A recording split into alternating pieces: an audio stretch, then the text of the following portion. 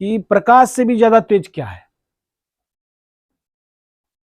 ब्रह्मांड में प्रकाश से भी ज्यादा तेज क्या है? कौन सा वेग है जो उससे भी ज्यादा तेज है? सबसे तेज जो है ना मन का वेग होता है, उससे ज्यादा वेग किसी में नहीं है, ना ही रॉकेट में, ना ही हमारे साइंस में। अगर मन में आज अभी हम सोचते हैं कि हम चंद्रमा पहुंच गए तो हम चंद्रमा पर पहुंच चुके होते हैं, इसलिए उससे बड़ा वेग कुछ नहीं है। इसको कहानी के माध्यम से आपको समझाना है, आप इसे ध्यान से सुनिएगा, कहना क्या चाहता है ये कहानी, आपको क्या बताना चाहता है, इसको ध्यान से समझना होगा। तो दो दोस्त थे, वो दोनों जो है ना कि गांव में एक मैंने कि सभा हो रहा था, तो वहां पे वो लोग प्रवचन हो रहा था, तो वहां पे बोला गया कि यहाँ पे जो है, यहाँ से 200 किलोमीटर दूर यानी कि हिमालय की तराई में एक स्थान, वहां जहाँ पे यानी कि महात्मा जी का प्रवचन होने वाला है, तो आप लोग सादर आमंत्रित हैं, आप लोग वहां आइए।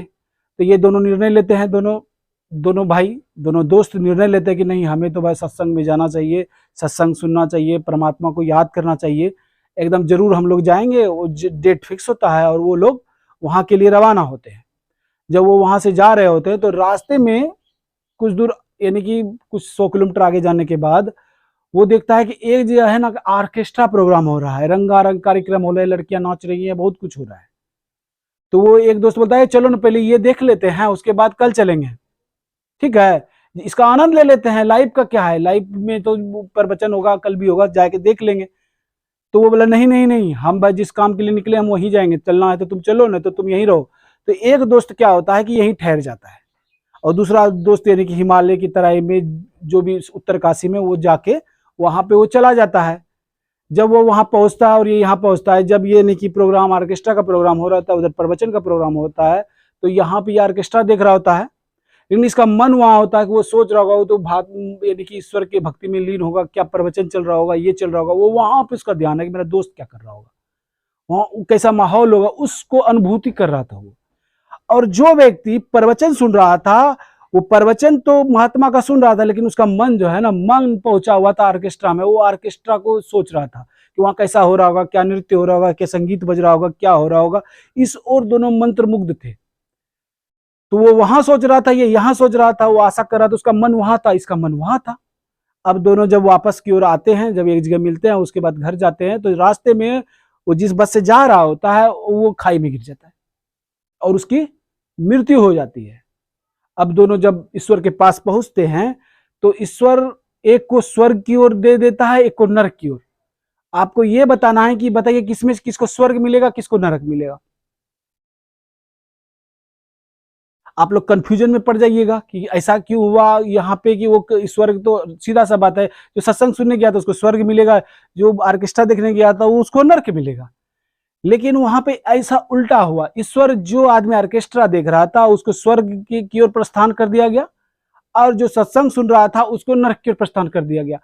तब ईश्वर से यानी कि जो जो प्रवचन सुन रहा था, भगवान की भक्ति में हमेशा लीन रहता था, उसे ये पूछा गया कि ईश्वर हम तो जिंदगी भर आपका सेवा करते रहे, आपका ध्यान करते रहे, मनन करते रहे, अच्छा कर्म करते रहे, लेकिन जो आप जो है ना हमारे साथ ऐसा क्यों किया, हमको नरक का यानी कि मार्ग दिखाया, उसको स्वर्ग का मार्ग दिखाया। तो ईश्वर ने उसे जवाब दिया, कौन कहाँ है, क्या कर रहा है, ये मायने नहीं रखता है। कौन कहाँ है, क्या कर रहा है, ये मायने नहीं रखता है। मायने ये रखता है कि आपका मन कहाँ है। आप अगर पढ़ाई कर रहे हैं तो आपका पढ़ाई में ध्यान है या पिक्चर पे ध्यान है, तो जिस पे आप ध्यान रखिएगा वही ना आपको मिलेगा।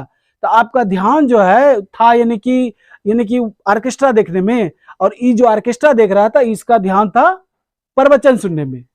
इसीलिए जब दोनों एक कार्य से वापस आए तो इसको स्वर्ग मिला और तुमको नरक मिला। इसीलिए हम जो भी कार्य कर रहे हैं अपना पूरा फोकस उसी पे देना चाहिए, ये नहीं कि यानी कि ध्यान यहाँ है लेकिन मन कहीं और है। इस तरह आपको परमात्मा की प्राप्ति नहीं हो जाएगी। बहुत से साधु संत हुए, सबको परमात्मा क्यों नहीं मिला, कुछ एक को ही क्यों मिला? क्योंकि उसका मन और ध्यान एक जगह केंद्रित था, उसका लक्ष्य निर्धारित था कि इसी लक्ष्य पे हमको फोकस करना है, हमको वहां तक पहुंचना है, उसको परमात्मा को प्राप्त करना है। तो परमात्मा जिस तरह प्राप्त होगा उस ओर फोकस रखना होगा। आपको ज्ञान प्राप्त करना है, कैसा ज्ञान प्राप्त करना है ये आप पे डिपेंड करता है। इसलिए इस कहानी का तात्पर्य आपको बताने का यही था कि अपने लक्ष्य से आपको इधर उधर नहीं देखना है, बस आपका पूरा लक्ष्य घोड़े के यानी कि आंख जिस तरह यानी कि उसको ढका हुआ रहता है ना, एक चीज पे रहना चाहिए। पहले लक्ष्य सही निर्धारित कीजिए, उसका उद्देश्य सही बनाइए, ताकि परमात्मा भी आपकी मदद करेगा। आप ये मत सोचिए कि कैसे होगा, परमात्मा कुछ तो किसी को आपके पास भेजेगा जो आपका लक्ष्य पूरा करने में आपकी मदद करेगा। तो जीवन का यही सार है, आप अपना लक्ष्य जो का फोकस जो है एक जगह समाहित रखिए, ज्यादा भटकाने की आवश्यकता नहीं है। जीवन का लक्ष्य है टेंशन फ्री लाइफ हमको जीना है, तो कैसे जीना है और समाज सेवा करना है तो कैसे करना है, एक लक्ष्य बनाइए, उसका उद्देश्य बनाइए, उसको टुकड़ों में विभाजित कीजिए, स्टेप बाय स्टेप उस पर चढ़िए, कोई स्किल सीखिए और आप वहां तक पहुंचिए। इस कहानी का तात्पर्य यही था, बताने का मतलब यही था कि आप अपना लक्ष्य पे केंद्रित रहिए, उस पर पूरा फोकस कीजिए।